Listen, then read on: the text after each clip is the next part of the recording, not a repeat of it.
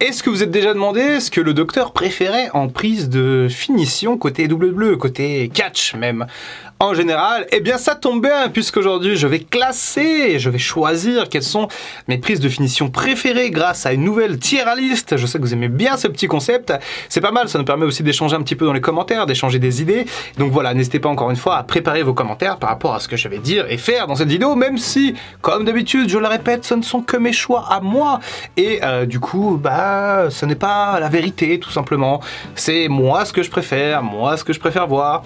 Et je vous propose ma version des choses, ma vision du coup des meilleures prises de finition dans le monde du catch. Et donc on va démarrer sans plus tarder. Donc comme vous pouvez le voir, on a un tableau, donc comme d'habitude avec les GOAT, donc ce sont les plus grandes prises de finition à mes yeux, les prises qui sont géniales, les prises qui sont bonnes, voilà, bon, celles qui sont pas ouf et celles qui sont nulles. Bon voilà, c'est conjugué au singulier, mais bon, c'est pas très grave, on va s'acclimater. Alors attendez, je m'installe parce que j'en sens ma chaise grincer, je sais que c'est désagréable à l'écoute, et on va donc démarrer puisqu'il y a quand même un petit paquet de prises de finition. Et comme d'habitude, je me réserve le droit de changer en cours de route. Par exemple, si j'ai mis une prise dans bon, finalement je la trouve pas ouf, à changer un petit peu comme ça pour avoir un tableau à la fin assez cohérent.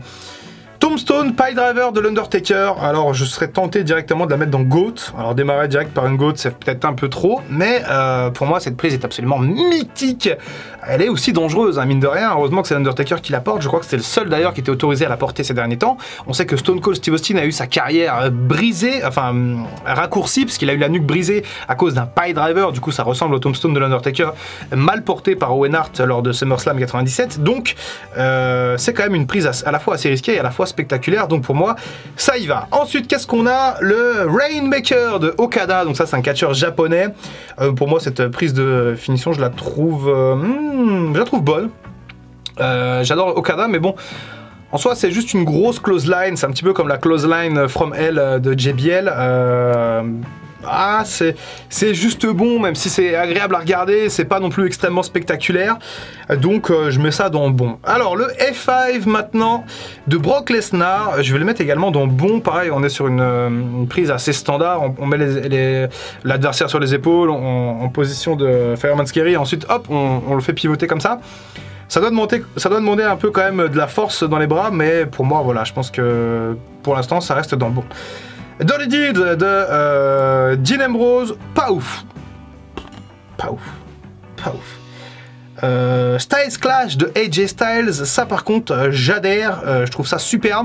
C'est une prise qui est très technique, hein. Il faut que le mec en face en plus fasse bien les mouvements dans le bon ordre, sinon il peut s'exploser la tête comme ça ou la nuque, je sais plus. Je crois qu'il y a un catcheur qui avait mal pris un Styles Clash et qui avait pris vraiment cher après. Il avait pris bordel au niveau des cervicales, et puis en plus c'est extrêmement graphique comme prise, ça rend super bien. RKO les amis, ça va vous faire plaisir, mais je vais mettre dans GOAT bien entendu. C'est l'une des prises de finition les plus spectaculaires.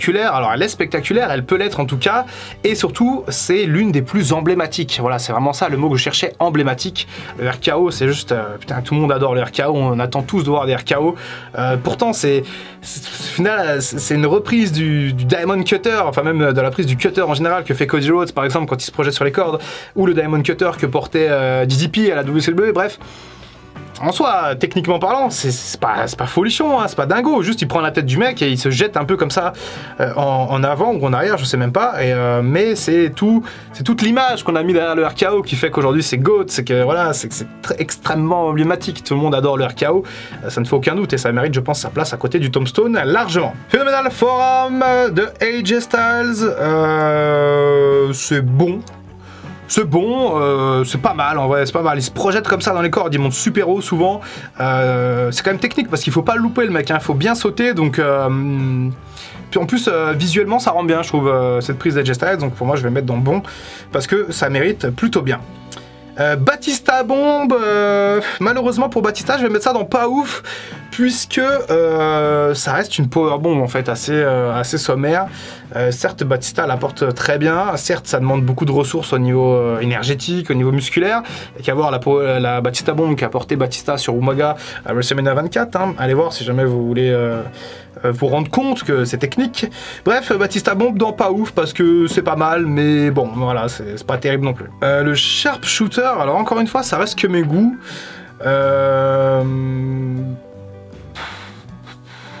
sharpshooter, j'aurais tendance à le mettre dans bon. Ce serait dommage, ce serait triste de dire pas ouf, parce que c'est quand même une prise qui est technique, le sharpshooter.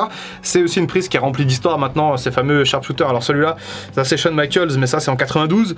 C'est lors de leur confrontation aux series. Je reconnais un petit peu les tenues, mais le sharpshooter est surtout connu pour avoir justement été au centre du Montreal Screwjob en 97 entre Bret Hart et Shawn Michaels, quand Shawn Michaels applique le sharpshooter sur Bret Hart et que Vince McMahon fait sonner la cloche.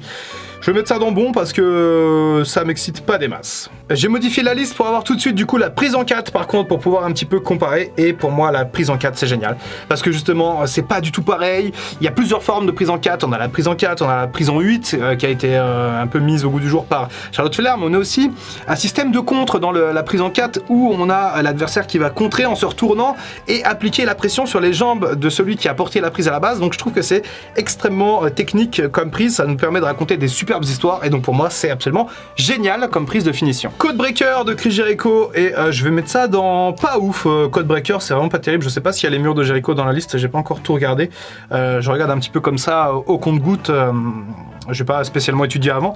Codebreaker pour moi c'est pas ouf, en plus c'est très mauvais pour le dos, enfin, c'est surtout les backbreakers en général qui sont censés faire mal au dos de l'adversaire, mais qui font surtout mal au dos des mecs qui la portent. Demandez à notre cher Carlito. GTS, mais GTS, je vais mettre ça dans bon, hein. C'est pas pareil, c'est pas fou comme prise, hein. Franchement,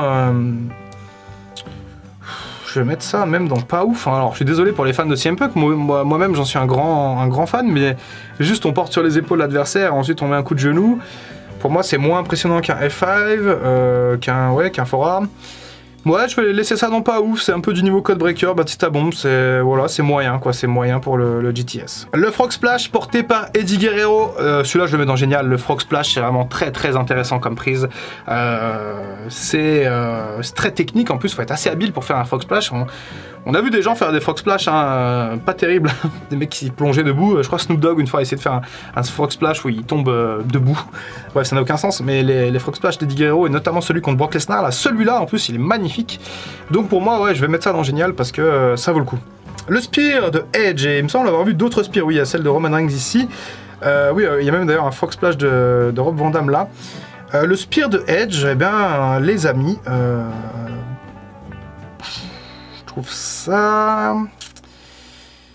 Ah, le Spear de Edge, c'est compliqué. En vrai, non, le Spear de Edge, c'est un des moins bons, je trouve.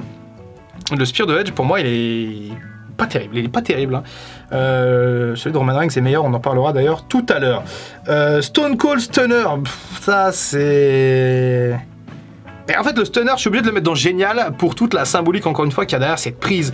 Dès qu'il y avait un stunner dans l'Attitude Era, la foule explosait, putain, le stunner. Et puis les stunners sur Vince McMahon, bon là, c'est le dernier qu'il a pris à WrestleMania, on s'en rappelle bien, il l'a très mal vendu, mais justement, il y a des mecs qui vendaient super bien les stunners. Je pense au Rock, je pense à Miro, enfin Rousseff, je pense à Scott Hall, bref.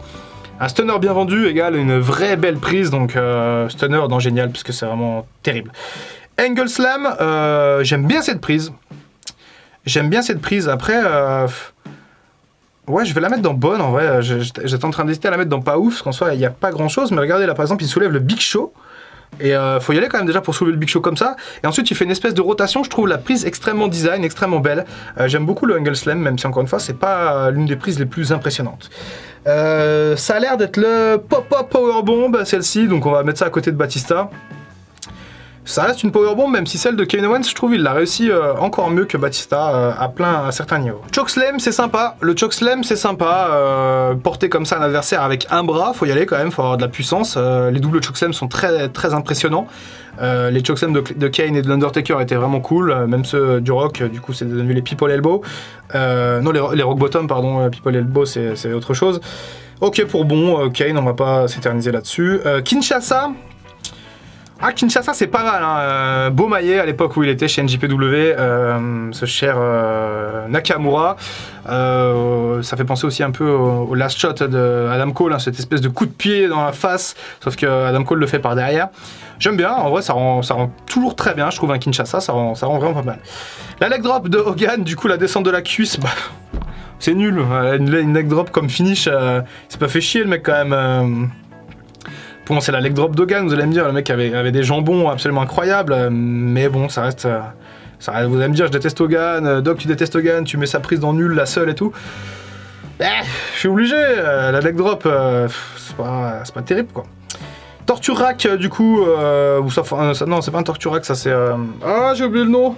La prise de Chris Master, de Bobby Lashley, de tous ces mecs-là. Non, ça me revient pas. Bon, c'est ça aussi la magie du direct, c'est que je fais pas une liste avant à chaque fois avec toutes les prises. Je fais travailler ma mémoire, et là, j'ai complètement zappé le nom de cette prise. Putain, c'est terrible, j'ai un trou de mémoire.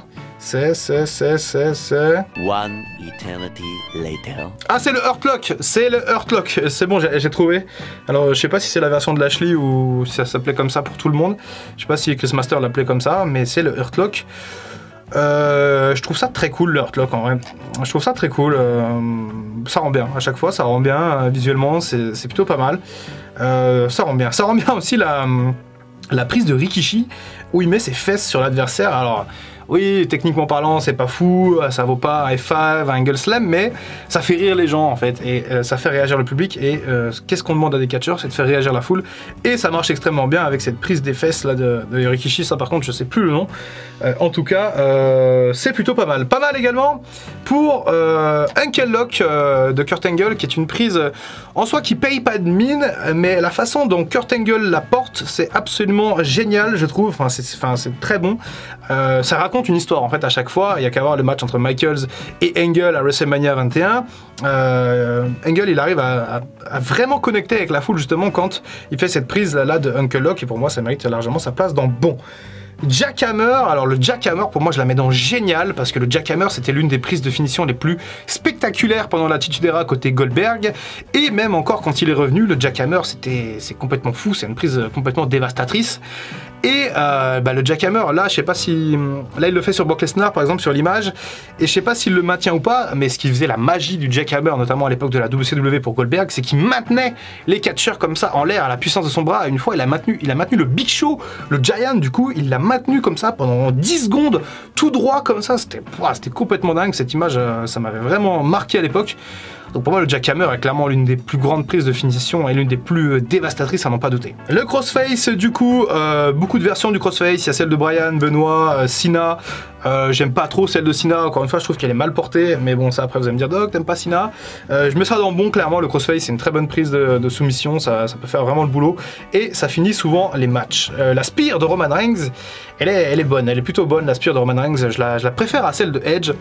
Je sais pas, peut-être qu'il prend plus d'élan, il chope les mecs plus haut. Je saurais pas vous dire exactement la différence entre les deux spears, faudrait que je fasse une analyse, mais je sais pas si j'aurai le temps de le faire un jour ça. Mais en tout cas, ouais, la spear de Roman Reigns pour moi elle est vraiment fabuleuse. Frog Splash de Rob Van Dam, eh ben, je vais la mettre dans bon également.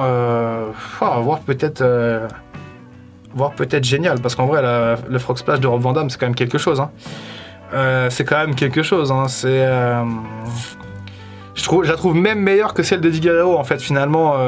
En plus Rob Van Dam utilise souvent les échelles, des armes pour créer un peu plus de dramaturgie autour de ses Frog Splash. Donc pour l'instant je vais laisser les deux Frog Splash dans Génial, même si je trouve que Rob Van Dam il est un peu meilleur que Eddie Guerrero. Le Razor's Edge de Razor Ramon Scott Hall, je vais mettre ça dans pas ouf.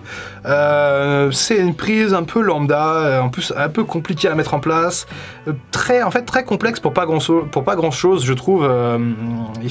Il peut pas prendre tout le monde comme ça. Razor's Edge, Razor Ramon il s'est fait mal au dos en portant beaucoup cette prise, il l'avait dit en interview, et pour un rendu en plus qui est pas ouf en fait, donc ouais je mets en pas ouf le Razor's Edge, j'aime pas trop. 619 bien entendu ça va dans bon, c'est une prise cultissime. 619, Rey Mysterio qui glisse entre les cordes, il la maîtrise à la perfection, il en a pas loupé beaucoup, hein, Rey Mysterio de 619, presque pas d'ailleurs, j'ai pas souvenir qu'il en ait raté une, je crois qu'il en a raté une en prenant appui sur les poteaux du ring contre Chris Jericho il me semble, où il glisse totalement, mais en même temps les poteaux étaient ronds et un peu gras, je sais pas, sans doute un peu gras, il devait y avoir de la sueur de front qui avait perlé, et Rey Mysterio avait glissé avec ses gants, là avec les cordes le mec glisse jamais, et ça passe très bien, c'est très design, et notamment avec son fils Dominique, du coup maintenant ils font la double et ça se passe très bien.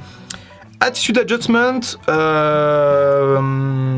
c'est bon. C'est un peu comme le F5, comme le GTS, on est sur la même famille de finishers entre les trois.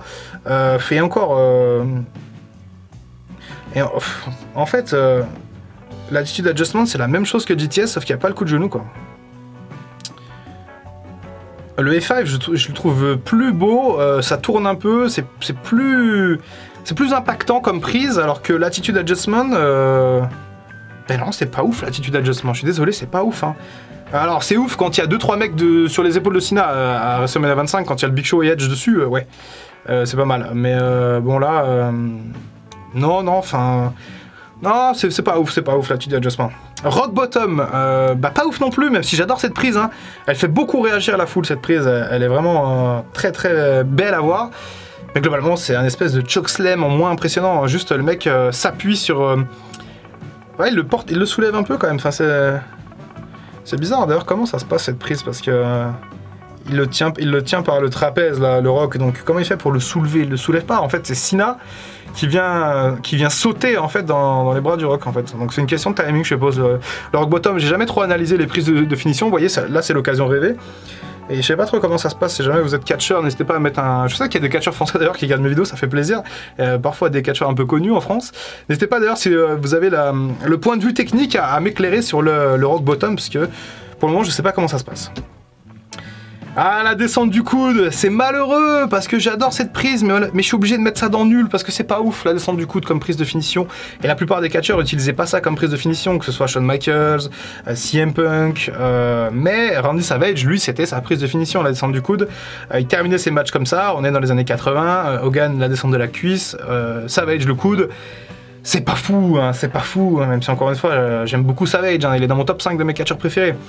Mais bon, la descente du coude, bah, c'est pas dingo. Hein. Switch in Music, je vais mettre ça dans Génial. Alors oui, techniquement parlant, c'est pas plus dingue qu'une descente du coude ou une descente de la cuisse. Mais le Switch in Music, il est marqué d'émotion, il est très emblématique, il vient claquer, c'est un super kick. Ça a modernisé les super kicks quand Shawn Michaels a commencé à claquer des Switch in Music. Et puis surtout, cette technique, il le fait à la perfection. Putain, Shawn Michaels, tous ces Switch in Music sont tous un peu différents, ils sont tous beaux. Là, par exemple, celui contre Ric Flair, là, ça doit être celui de WrestleMania 24. Ah, c'est peut-être pas Ric Flair, mais j'avais l'impression que c'était celui contre Ric Flair, où justement il fait un espèce de switch in music sur un pas, où il est très proche de lui et il vient se plier comme ça, et bim, il vient lever la jambe dans la face de Ric Flair, ça claque, en plus ça vient toucher le dentier de Ric Flair et c'est juste fabuleux. Donc ouais, pour moi, switch in music directement dans Génial, ça ne pose aucun problème. Curb Stomp, c'est un bon finisher, hein. Curb Stomp, c'est vraiment top. C'est vraiment bien, Curb Stomp, j'adore, ça rend super bien. Encore une fois, c'est simple comme truc, mais ça rend tellement bien. Donc why not? Et puis en plus, on peut partir sur des espèces de contres. Là, Lesnar, je crois qu'il le chope en F5. Orton l'a chopé en RKO derrière à WrestleMania 31. Donc bref, le Curb Stomp, ça peut être bien contrable et c'est plutôt cool. People Elbow, pas ouf les amis. People Elbow, pas dingo. Beaucoup de cinéma pour pas grand chose. Alors oui, on fait les doigts, on enlève la truc, on court. Je trouve ça bien, enfin j'aime bien, mais ça décrédibilise un petit peu le catch en fait. Quand tu vois un People Elbow, tu sais que les mecs qui aiment pas le catch, ils vont dire ah bah ouais regardez c'est du chiquet, le mec il enlève sa brassière, il fait ça avec ses doigts, il court dans les cordes.